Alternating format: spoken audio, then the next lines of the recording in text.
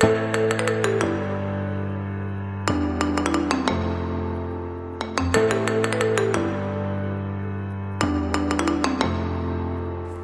Friends, আমি ঋষিপর্ণা আর আমার Scotland সিরিজের নতুন একটা ভিডিওতে তোমাদের অনেক অনেক ওয়েলকাম।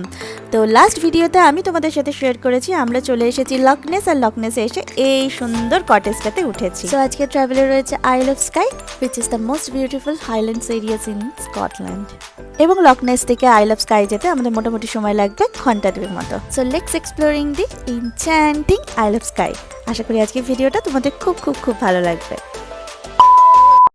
হাই, আমি ঋষিপর্ণা আর আমি আরান্যা, and we love to travel. সে দেশে হোক কিংবা বিদেশে। We hope you enjoy our videos. So don't forget to like, share and subscribe our channel. বেশ সকাল সকাল ব্রেকফাস্ট করে আমরা বেরিয়ে পড়েছিলাম আইল অফ স্কাইয়ের জন্য। আর লকনেস থেকে আইল অফ স্কাইয়ের রোড ট্রিপটা ছিল আমাদের খুবই সুন্দর, আর দারুণ দারুণ সব আইকনিক ভিউ এনজয় করার জন্য আমরা মাঝে মাঝে কার থামিয়ে ঠিক এইভাবে নেমে পড়েছি। স্পেসিফিক্যালি এই জায়গাটা যে কী নাম সেটা আমি সঠিক জানি না, কিন্তু আমার মনে হয়েছে এই জায়গাটাতে এই লেকের ধারে বসেই কিন্তু ঘন্টার পর ঘন্টার সময় এমনি কাটিয়ে দেওয়া যাবে।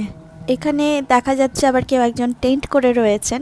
পুরো পারফেক্ট জায়গা এখানে থাকার মতো, মানে চারিদিকটা পাহাড় আর প্রকৃতি এখানটায় এতটাই সুন্দর যেন সামহাও আমারও কখনো মনে হচ্ছিল যে এখানে কয়েকটা দিন এইভাবে কাটিয়ে দিলে কিন্তু বেশ হয়। এরপর আমাদের গাড়ি ছুটতে শুরু করলো এলিন ডোনাট ক্যাসেলের দিকে, যেটা আইল অফ স্কাই যেতে মিড অফ দ্য রোড পড়বে।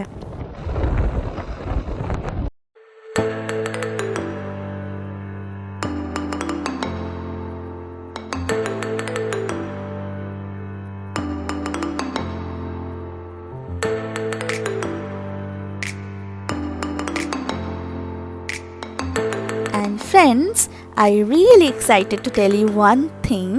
তোমরা যারা আমার মতো 90s-এর কিডস তারা নিশ্চয়ই কুচকুচোতায় গানটা বেশ পছন্দ করো। আর এই গানের মোস্ট অফ দ্য শুটিং কিন্তু এই জায়গাটাতে এবং স্কটল্যান্ডের বিভিন্ন জায়গাতে হয়েছে।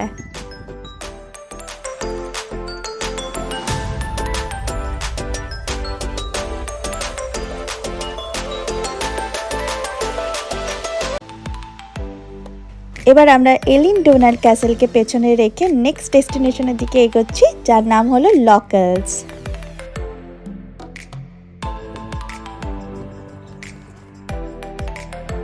আমরা এখন যে জায়গাটা এসেছি এই জায়গাটার নাম হলো লকেলস।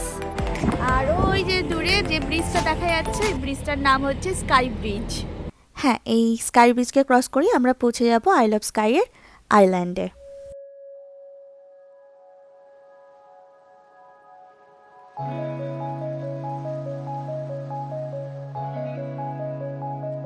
স্কাই ব্রিজ ক্রস করেই উইদিন 35 মিনিটসের মধ্যে আমাদের যেটা ফার্স্ট স্টপ পড়েছিল সেটা হচ্ছে স্লিগনহ্যান্ড ব্রিজ।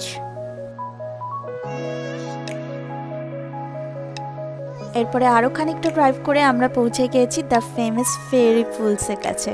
কার পার্ক থেকে মোটামুটি 50 মিনিটস মতো হেঁটে ফেয়ারি পুলসের কাছে পৌঁছে যাওয়া যাবে।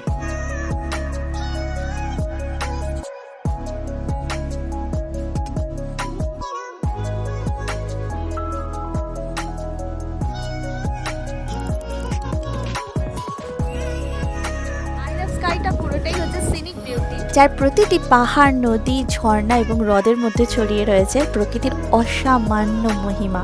তবে হ্যাঁ, আমরা আইল অফ স্কাইয়ের পুরো ট্রিপটা কমপ্লিট করতে পারিনি, বাট আমাদের স্কটল্যান্ডের নেক্সট ট্রিপে আইল অফ স্কাইটা কিন্তু উইশ লিস্টে সবার প্রথমে রয়েছে।